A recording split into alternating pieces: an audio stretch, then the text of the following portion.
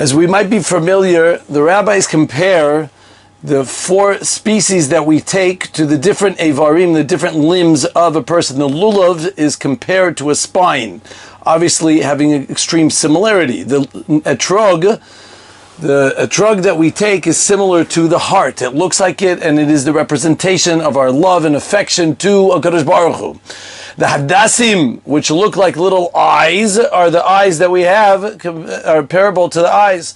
And of course the aravot, which is the willow trees, look like the formation of lips. They are keneged the sfatayim, what is known as the lips. An incredible observation, which I once heard from Rav Shukman, is that the lulav, we take one because we have one spine. The etrog, we have one because we have one heart, unless something's wrong with you. The aravot, we take two aravot, we take two of these willow trees because we have two lips, and that's how we're able to speak. But what's unusual is the hadassim. We know that the hadassim, we take three of them, plus they are mishulash. They have to have three. If they're missing one leaf, then it's known as a hadas shote. Then it's a problematic hadas. When we only have two eyes, unless you're some cyclops that has an extra eye on top of your forehead, we only have two eyes, and here we have a hadas which has three and is obligated to take three of them. How does that fit the picture? It doesn't fit the formula. So the answer is a very important one. When it comes to our vision, yes, we have two eyes which represent the vision that we see, but there's something beyond, and there's that third eye, the eye that sees beyond, that's the eye that sees into the future, that sees beyond the here and now, and rather is able to see a chacham einav berosho. The wise man sees into the future. He sees a little bit more. He realizes that he sees a world that has purpose, a world that has beyond. He doesn't only look at the physical world and of course appreciate the beauty that's behind it, but appreciates the maker that's behind it and realizes that there is more than what meets the eye. There must be purpose behind the world, and there's a lot more to see. The world is referred to as the olam. Olam is the same words as ne'elam, as what is hidden, what is behind.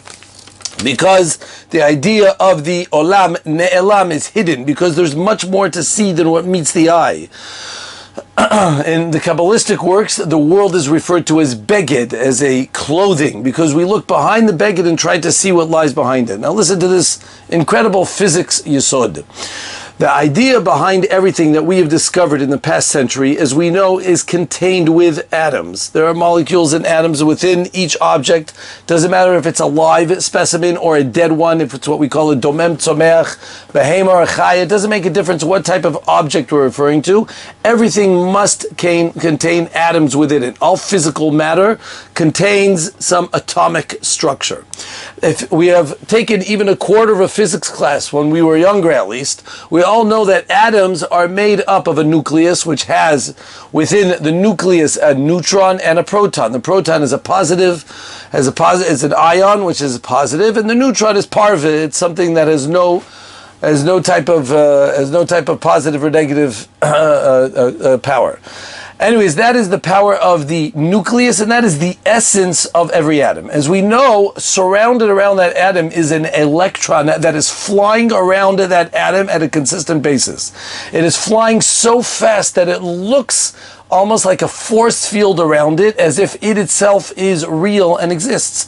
Similar to the spokes of a fan that are going extremely quickly. It looks like it is full, even though we all know it's only 2 or 3 spokes that are protruding, but it looks full. Similar to on your wheel when it's turning. At the time when the wheel is turning, it looks like it's full. All the sides of the wheel, which are turning at the time when it's going around, the spokes of the wheel all look that they are really full, and it looks complete on the hubcap part of the wheel. However, when we have in actuality, we all know when the car stops, we're able to see the formation of the spokes on the side of that hubcap at the time. Al Kopadim, that's how it works, the electron. If we would take this electron and put a stop to it, now the electron is incredibly distant from the nucleus of the atom, obviously relative to an atom that is extremely distant away from it. If you would stop its action, its revolving around the nucleus, you would just put a halt on it. You wouldn't make it disappear. You would just make it stop. You would halt it in its place. So then all of that atom would kind of come down to the nucleus in and of itself, meaning all the in between the electron and the nucleus would just kind of be airspace, which doesn't really exist. If you would do such a thing in all of matter, you could take the whole entire Eiffel Tower and put it into half a matchbox. The whole entire world would fit into less than the size of a room, because in actuality, all chomer, what is known as physicality, what exists, is really what we call a facade. It's an illusion. It looks real, but it's just kind of like a bluff. Or if I can quote the words of Shlomo Melech in the Megillah that we read on Sukkot, Hevel Havalim Amar Kohelet. Hevel Havalim, Hevel is a mist.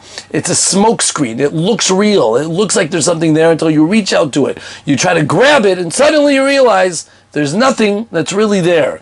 An incredible phenomenon that we see, that all of life as we know it, all of matter as is what's considered, is scientifically proven to be something that, if I can call a bluff, so to speak, a smokescreen, a hevel, that doesn't see, it seems to be real, it seems to be matter, here I am clapping my hands, it seems to be that something exists, but in actuality, if we would just stop the rotation of that electron, we'd realize we'd get down to the nucleus of all atoms in the whole entire universe, we would have a tremendously small scenario to deal with. Al Kopanim, this is what we see with our third eye.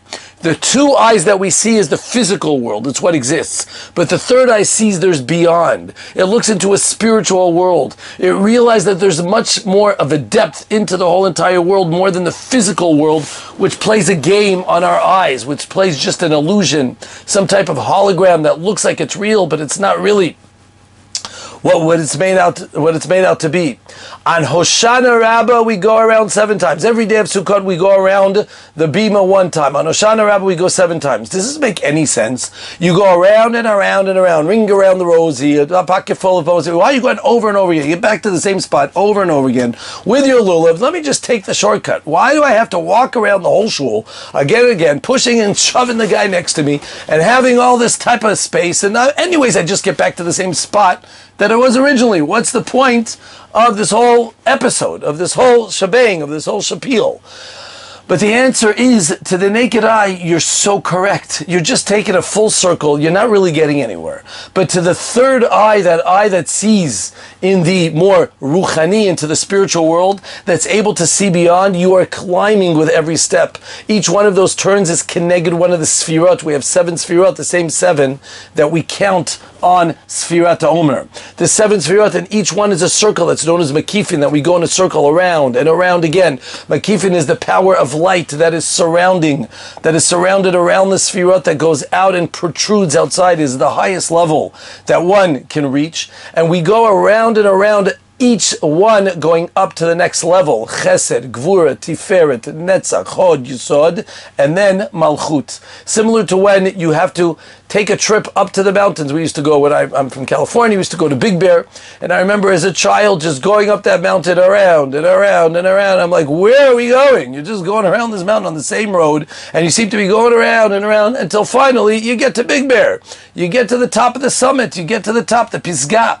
How do you get there? Because the answer is, it looks the same, but each road has a different altitude. Each road is pulling you up another level. And that's what happens also by us every time. We're making the full spin. Yes, it looks like to the naked eye you are in the same spot, but you are nowhere in the same spot. You've taken another step. You've graduated to the next class. You've moved up in the world until you're able to get to the next spot and the next spot.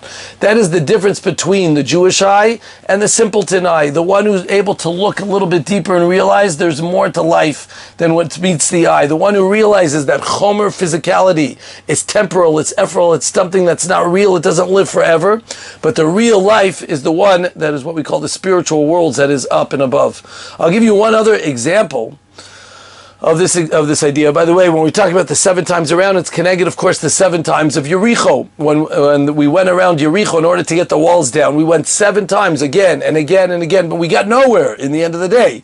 Right? Again, no. But the answer is, on the 7th time, all the walls fill. The whole time that we're walking around all of Yericho, the city of Yericho, in order to get those walls down, we saw nothing. We didn't see any type of, nothing was, it didn't seem very productive. We didn't see anything occurring. It seemed like we were in the same spot again. Mamish, the same question. And then, boom, on the seventh one, it just filled out. All of a sudden, it was able to go, which means that each one was doing something. It was productive. We just didn't see it.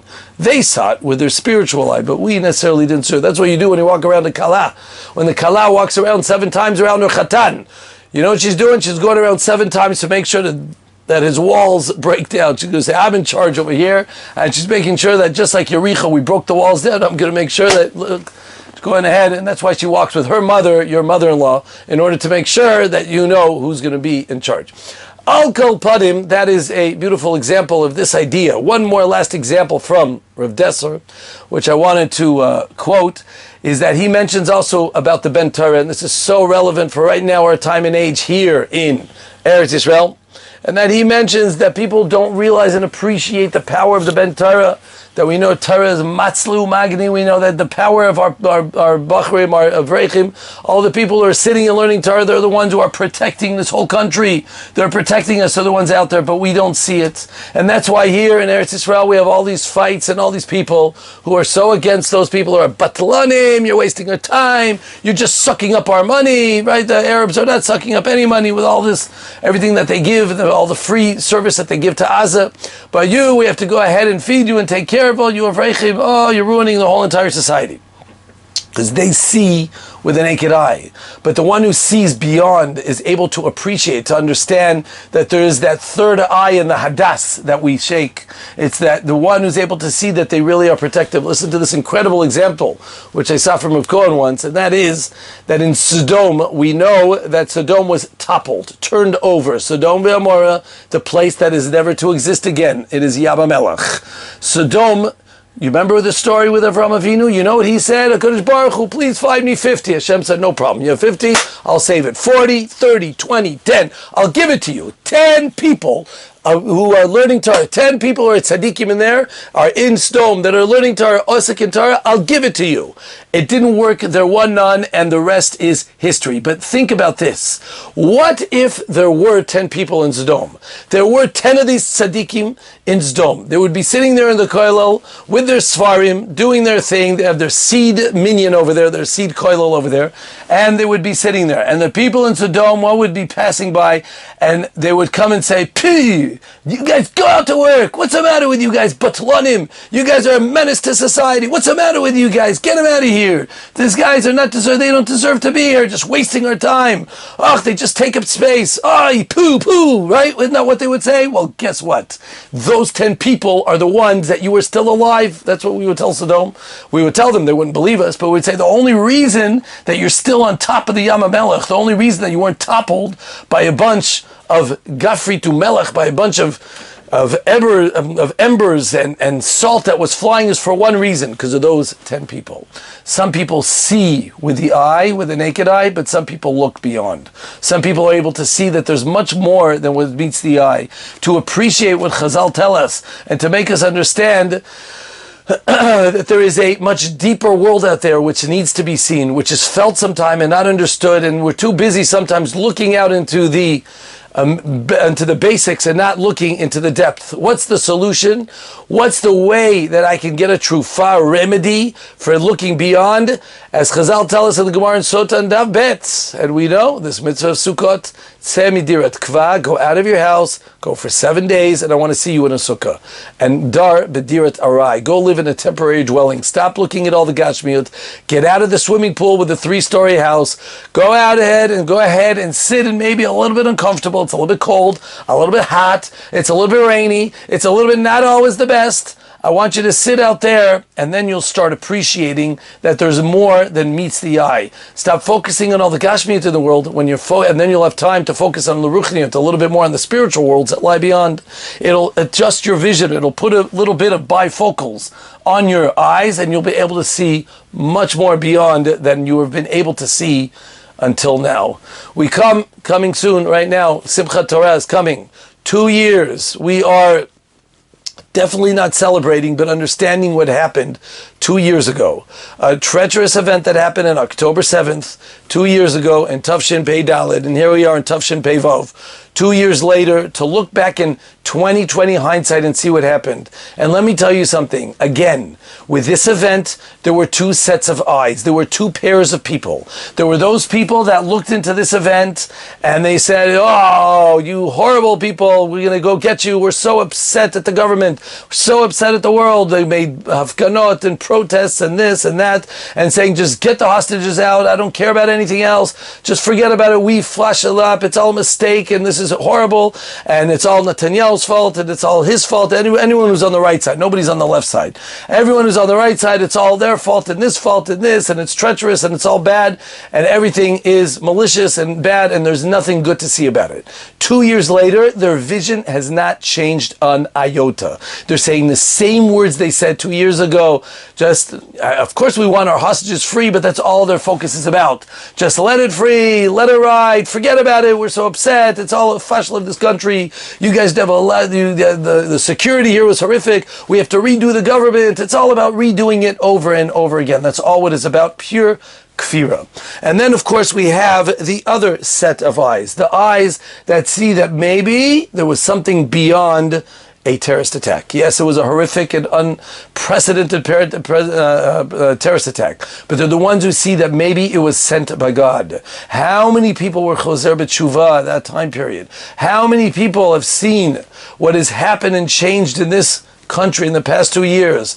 In the spiritual world, there are so many people, the amount of people that are in Arachim, in the seminars for Kiruv, has a turnover that is unbelievable. How many people have seen the hand of Hashem in this whole entire event? But even more than that, if I just speak to you in the physical world of what we've seen, look at the past 2 years and appreciate. Look at the turnover that has happened in the Middle East. I don't have to go and chazar and repeat to you what we've seen. Whether it's in Gaza, that we've had a complete turnover there, people don't realize what we've been going through in the past two decades. The past 20 years, that just missiles and missiles. There's been no peace in this country. Over and over again. B'ezrat Hashem, amen, amen. That it should get a little bit of shalom ba'aretz in order that Mashiach should come. We have in the north, we have the Hezbollah, we have the south, the Houthim, we have the right, Syria, a tremendous threat, and we have Iran. I don't have to go through everything we've seen in these 2 years, but yes, this horrific cataclysmic event ended up leading to something much greater than now, making us appreciate the great HaKadosh Baruch Hu, that is the one who puts these little cells which we talk about in our body and puts it all over in the world, and he's the same HaKadosh Baruch Hu that builds all the hundreds of thousands of galaxies that we are surrounded by. The one HaKadosh Baruch Hu that is so infinitely perfect, obviously is doing an infinitely perfect job over here surrounding us in this country. But it's all a matter of vision. Are you one of those people that look with your two eyes? Are you the one who's looking at with two eyes and upset about if it's the B'nai Torah, or not understanding what those seven circles around that we're doing is, or the ones who are upset about the whole situation in Israel and putting blame on right, left, and center? Or are you ones who are shaking a third hadas? That hadas that if it has 2 leaves, it's puzzle. It's got to have 3 leaves, or else it's called a hadas shota, a crazy hadas. A hadas with 2 leaves is a hadas shota. It's a crazy hadas. You want to be a hadas which is kosher. You want to be one of these hyssop trees which are kosher. Well, in order to do that, you have to have a third eye. You have to see a little bit more with tunnel vision.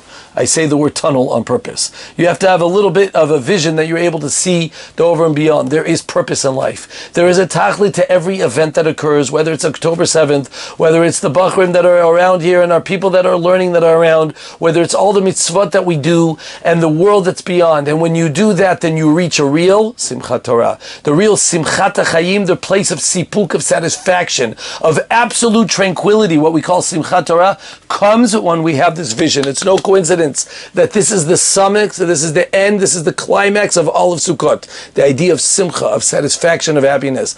Because any trouble, any problem that we have, we know that there's meaning behind it. There's something deeper behind it, and we know there's someone who's playing the strings of the puppet and running every single one of them. A simcha t'chayim, a simchat Torah, a simcha that we've been celebrating during this whole entire time of Sukkot. B'ezrat Hashem, HaKadosh Baruch Hu should bring the final simcha, which is the simcha of Geula, of the Mashiach, Tzidkenu, She'yavo b'mihra b'yameinu. Amen.